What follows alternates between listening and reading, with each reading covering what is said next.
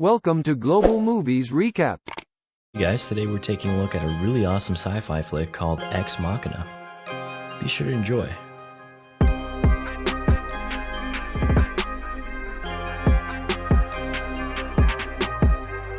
Caleb wins first place in a company contest, immediately texting all his friends and family members about it. He receives many congratulatory messages and praise from his coworkers. He gets on a helicopter and makes his way towards his boss's massive estate. He walks the remainder of the path until he reaches a remote but modern home. It's even got a fancy AI-powered security system. Caleb meets with Nathan, his boss. He's quite friendly. Caleb, on the other hand, is very awkward and tense. Nathan picks up on that and tells him to relax. He wants to get past the boss-employer dynamic in favor of a more casual one. Just two bros hanging out.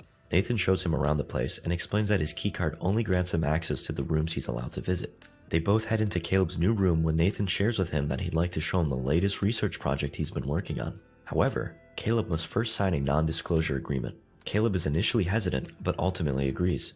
Nathan asks him if he knows what a Turing test is. He answers correctly. It's a test to see if an AI can fool a human into thinking it's a real person. Caleb proceeds to have his first session with the AI named Ava. He notices a peculiar crack on the glass wall. Ava walks in, immediately drawing Caleb's gaze. They engage in basic small talk while Nathan overlooks on a monitor in a separate room. After the session, Caleb reflects with Nathan on the experience.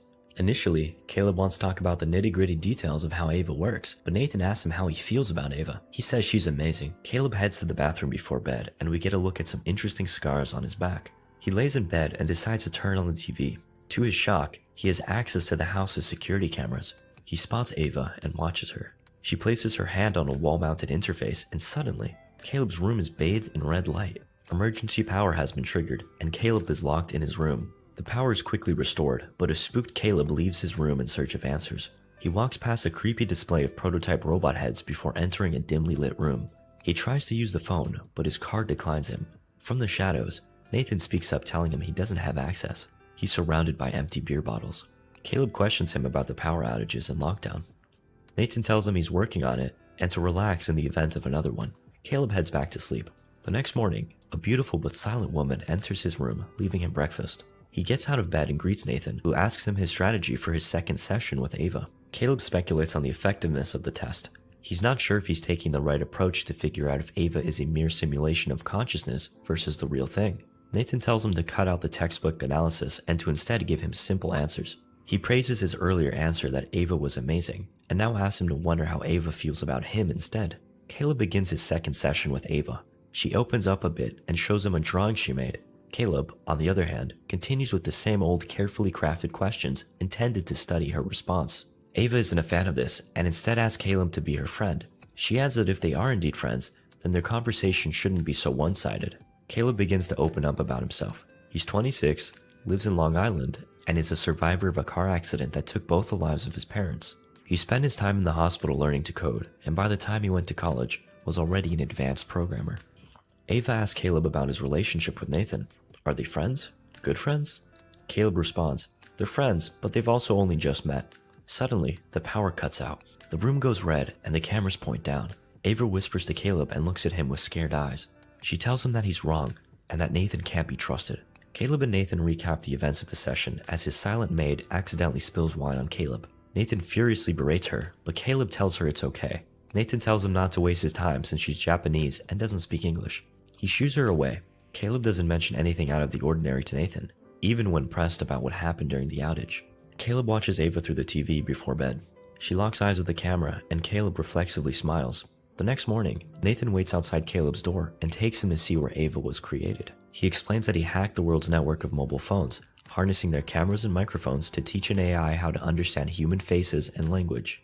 They take a look at Ava's brain. It isn't made of computer circuits, but rather wetware, a synthetic material that can alter itself on a molecular level, much like a human's brain. Caleb starts his third session with Ava. She shows him a new drawing she made, and Caleb asks her if she's ever been outside this building. She hasn't even been outside this room. They talk about where she would like to go, and Ava tells him she'd like to go to a pedestrian and traffic intersection to observe human life, or in the words of Caleb, people watch. Ava tells him she'd like to go with him, and Caleb agrees, calling it a date. She tells him to close his eyes and scurries off to play dress up. She comes back and tells him that this is what she'd wear on their date. Caleb is immediately flustered. He's clearly attracted to her, and she can tell.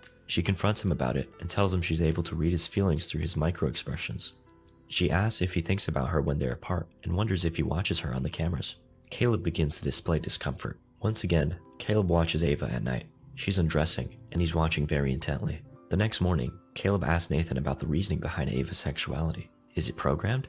And if so, why? Nathan counters that there are no examples of consciousness without sexuality. He also tells Caleb that Ava is capable of having sex. Caleb questions whether or not Ava was programmed to like him. His insecurity irks Nathan. He reassures Caleb that Ava's feelings are genuine, reminding him that she's the first man she's seen that isn't Nathan, who is essentially her father. In the fourth session, Caleb reveals to Ava that he's here to test to see if she's truly conscious. Suddenly, the power goes out again. Caleb asks Ava why he shouldn't trust Nathan. She tells him he lies about everything. Caleb asks if the power cuts are also a lie, perhaps orchestrated to see how they behave when they think they're not being watched. Ava reveals that she's the one causing the power cuts by overloading her charging station. During an outdoor excursion, Caleb questions Nathan about his lies. He reasons that he never actually won a contest.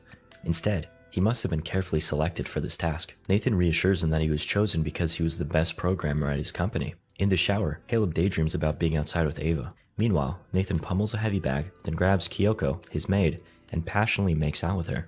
Later, Caleb spots Nathan entering Ava's room on the security camera. He tears up and scatters Ava's drawing.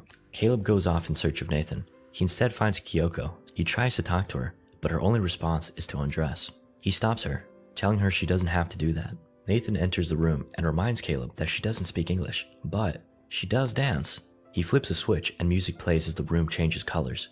Kyoko begins to dance skillfully. Caleb asks Nathan why he tore up Ava's drawing, and he counters with this. I'm gonna tear up the dance floor, dude. Check it out. Nathan and Kyoko dance in synchrony before the booze wears heavy on him. He stumbles to bed with Caleb. Caleb begins session 5 with Ava. She decides she's going to test him this time around. She asks him a series of questions and reminds him that she can detect when he's lying.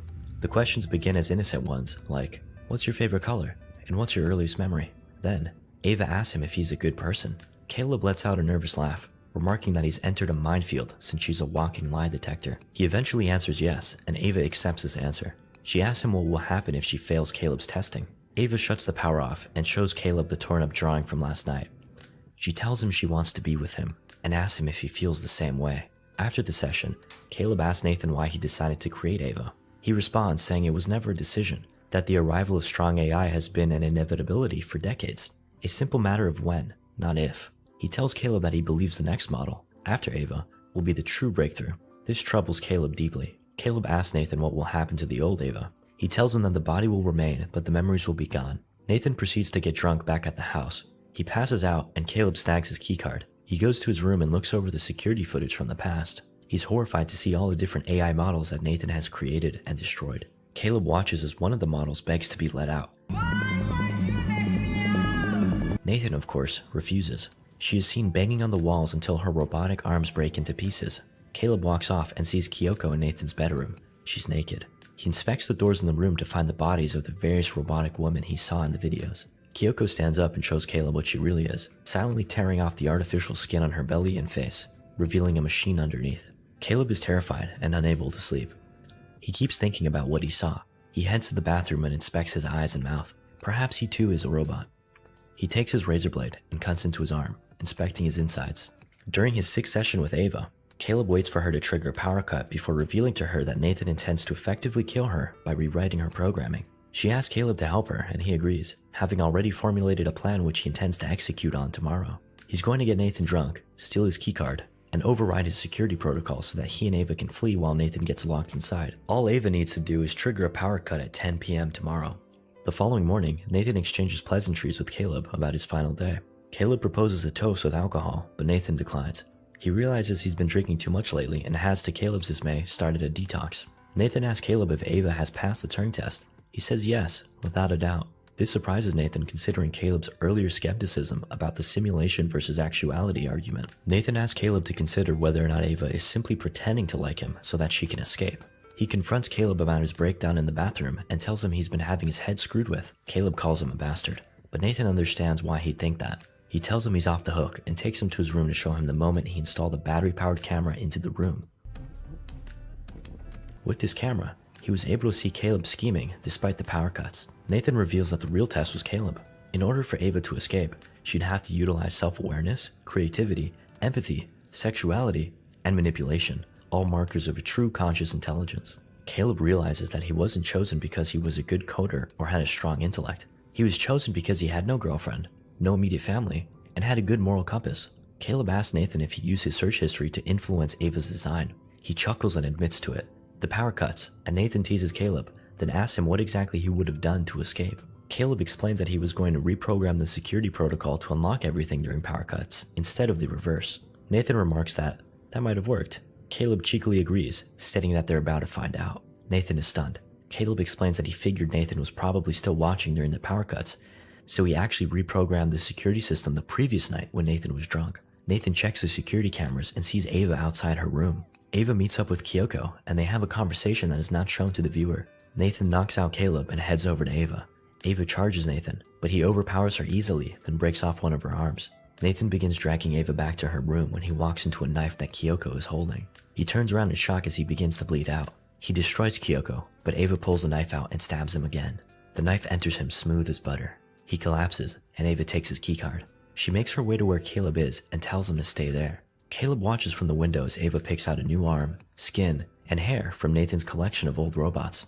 Donning her new look, Ava heads out, leaving Caleb behind. She doesn't so much as make eye contact with him. He screams for her.